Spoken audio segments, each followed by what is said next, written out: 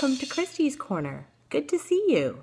As many of you know, Disney's Beauty and the Beast has premiered yesterday in theaters on March 17th, 2017, and is hands down the most popular Disney film that has been remade and the hottest of all the new releases. So let's get into the review.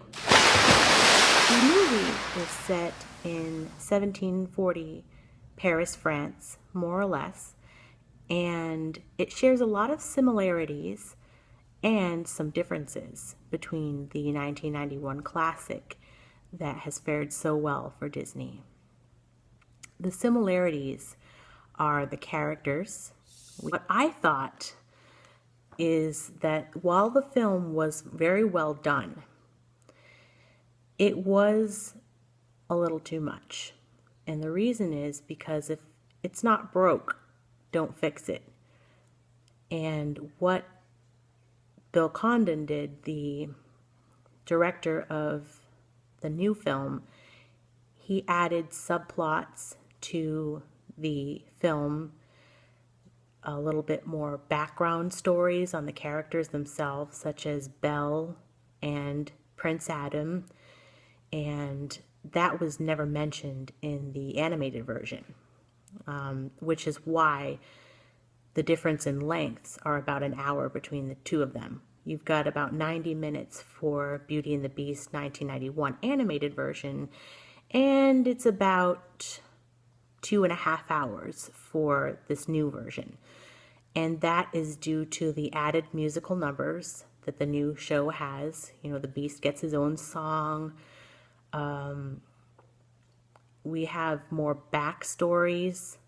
We learned that both Belle and Prince Adam have lost their mothers due to different reasons, and the stories they learn about each other sort of bring them together because they're both motherless, I guess. And that I think we could have done without.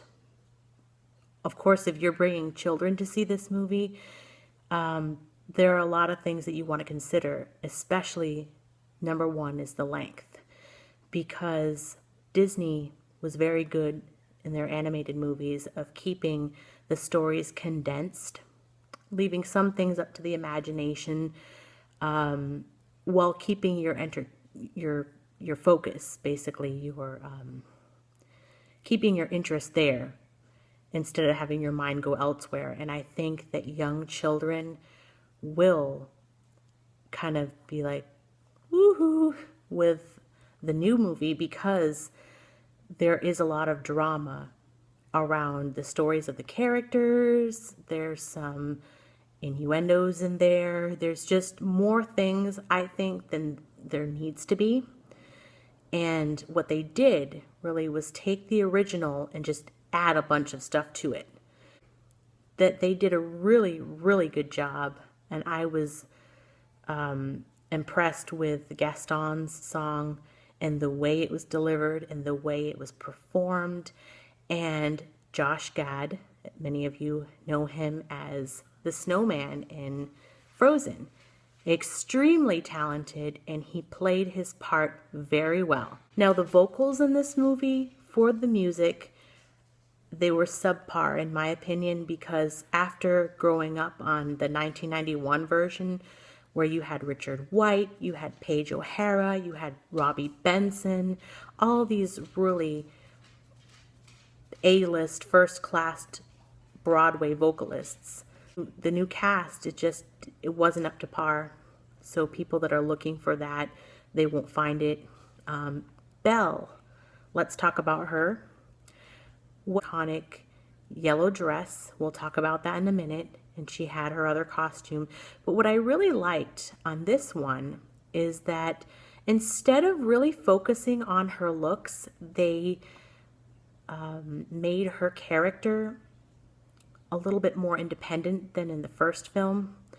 And we see a little bit more that she's interested in doing things more than just sitting there and looking pretty. She has designed her own laundry system, and that was something that I read that Emma Watson came up with, and she worked with Disney because she wanted Belle to be more than just an eccentric reader, because she's already pretty much ostracized from her village because she reads. But what else is she doing with her time? What else makes her quirky? What makes her different? And it turns out that in this movie, Belle has been known to be a little bit of an inventor herself. And she invents a system pulled by Philippe, her horse, where there's a barrel with hot water that she can put her laundry in when she goes to the fountain to wash. And because more of a millennial woman back in 1740s France, she didn't want to be sitting there just, doing her chores or whatever. She wanted things to be done for her. She was self-reliant. She was independent. She didn't care also what others thought of her. And I actually really liked that because Disney wasn't there yet at the time when they did the original version of Beauty and the Beast. They did want Belle to be independent. They did want her to be a feminist in a lot of ways, but they didn't have that edge yet on her, that take. Their version, she was very sophisticated. She was a little bit more mature than the other princesses that they'd had. She didn't just sit around waiting for her prince to come or good luck to fall in her lap like before. And she, went beyond her comfort zone and she found adventure in the great wide somewhere. And talk about the similarities of the characters. Now we have Prince Adam, aka the Beast, and there he is. He actually, they did a lot of similarities between the 1991 character and this one, except the difference is the backstory. We learned that the Beast had a mother, and I guess something happened to his father too, but we don't know what happened even in the remake. And that he lost his parents, and we learned that his father was responsible for making him into the person or the beast that he was metaphorically.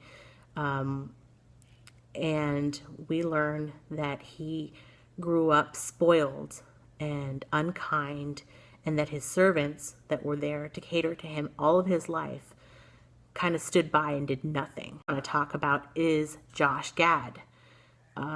He was, I think, one of the best characters in this film because unlike the first movie, we see LeFou is just kind of a stupid, or not stupid, I don't want to say, but dim-witted sidekick that just basically puts up with all of Gaston's abuse.